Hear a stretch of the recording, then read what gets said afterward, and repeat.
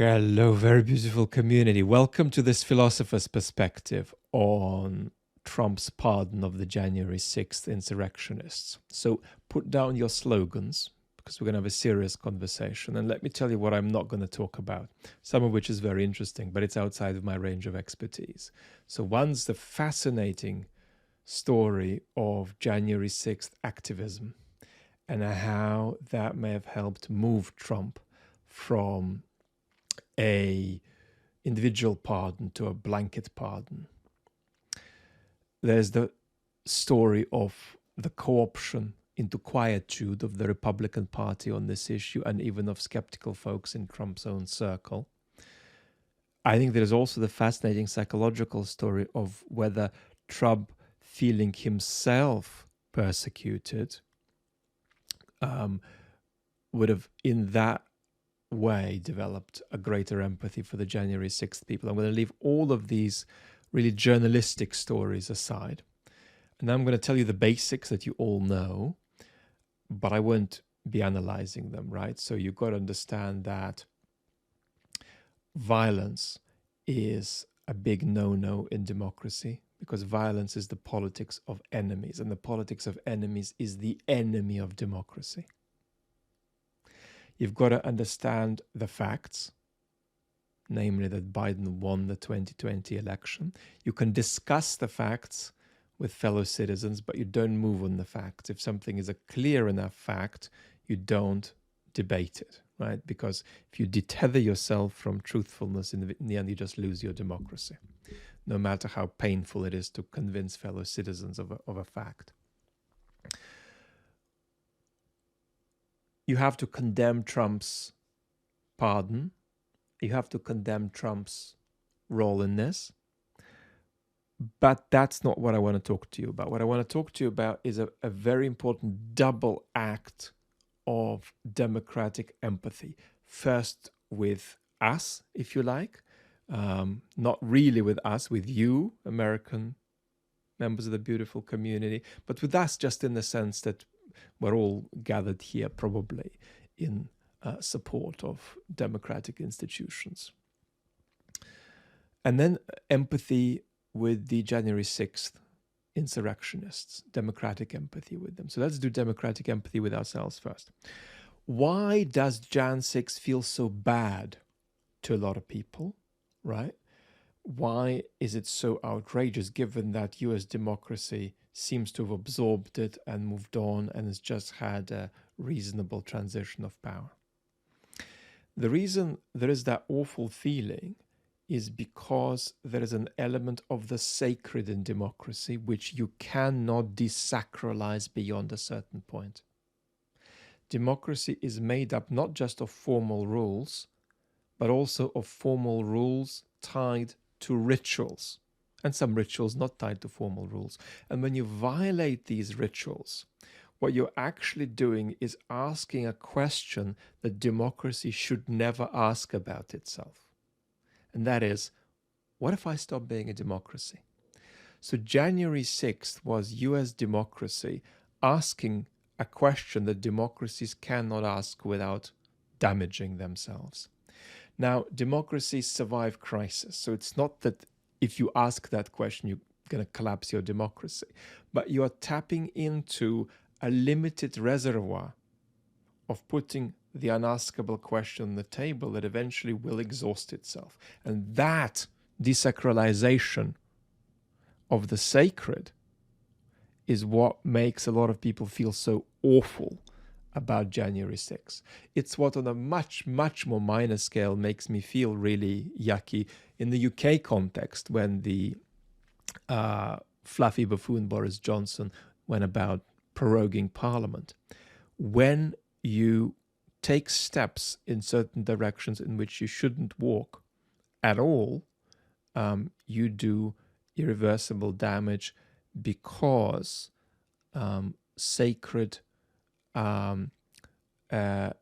ritual is an essential part of democratic practice. And you know that on a personal scale too. If you're in a relationship and when you fight, you keep putting the relationship into question, even if you don't mean it, that's going to do harm to the relationship, right? On a much more frivolous context. If you're a wine geek and you go to a wine bar that take a very spiritually special wine and mix it into a cocktail, you're going to feel icky about that. Even if they never do it again and you go back and it's all back to normal, you're still going to feel something happen in this space that makes me not quite able to feel about it the same way again.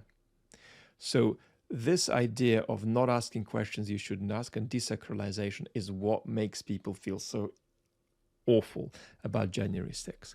But there is also a democratic empathy the other way. Now, because we are in a disturbingly literal-minded world, let me make this absolutely clear once again before I make the next point. You condemn the violence, and you condemn Trump's role in it, and you condemn Trump's pardon. But you have to have, in general, democratic empathy for Trump voters. You have to acknowledge the democratic impulse in them, right? These are people who feel politically suffocated and they're trying to act so as to be less suffocated. This is not just a matter of ignorance, bad moral qualities, or malign foreign interference. You have to respect the democratic impulse. And in the context of Jan 6, the way you do it is by taking seriously the idea that the United States is born of revolution. Revolution in the name of democracy, right?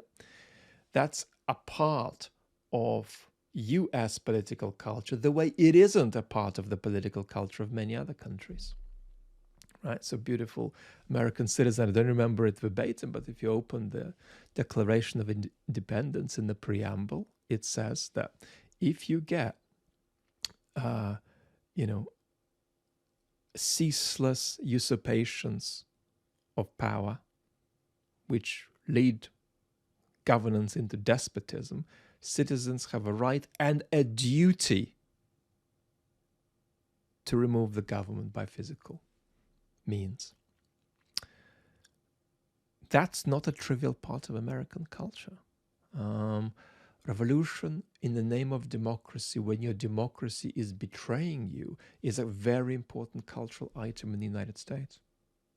And you have to stay with that, right? And if you're appalled by January 6th, you have to both appreciate that that's an item in American political culture and appreciate that you are responsible for that item, including for that item being misguidedly deployed if you're an American citizen. Otherwise, you lose all your right to go around saying stuff like, Russians are responsible for Putin's war, which they are. So if you look at it in terms of what a philosopher might call hermeneutics, that's to say, what conceptual resources are out there in the culture, you will see it's a lot easier for a US citizen to explain to themselves what the hell they are doing, the criminality they're engaged in on January 6th, than it would be in the UK context. You'd have fewer resources to explain this because there isn't that item, in the same way in UK political culture. So big picture, what do you do with that? How do you think about it? Well, you recognize that revolutions that give birth to democracy can, via some attenuated history, also end that democracy. And what you're fundamentally looking for is for that revolutionary impulse not to be too pulsatingly close to the surface, but also so that it erupts, but also not to repress it and asphyxiate it so much that it bounces back like a bent twig. That's a difficult balance in the moment of a great crisis of trust. But that double act of empathy, once you acknowledge the need for condemnation, is really, really important. You empathize with people who just are beside themselves about it because of the extraordinary desacralization and irreversible damage that does. But you also empathize with the misguided democratic impulse, right? That's also in this case tied to an item in US political history, right? To do with the birth of the country, right? In connection with the concept of revolution in the name of democracy.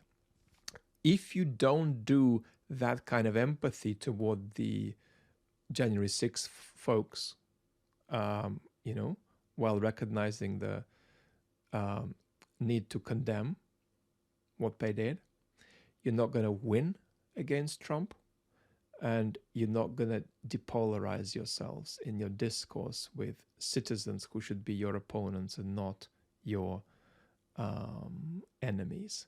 So that's an important act of empathy. For goodness sake, it is compatible with condemnation of criminality, of the politics of enemies, of Trump's pardon, and condemnation of Trump's role in this, right?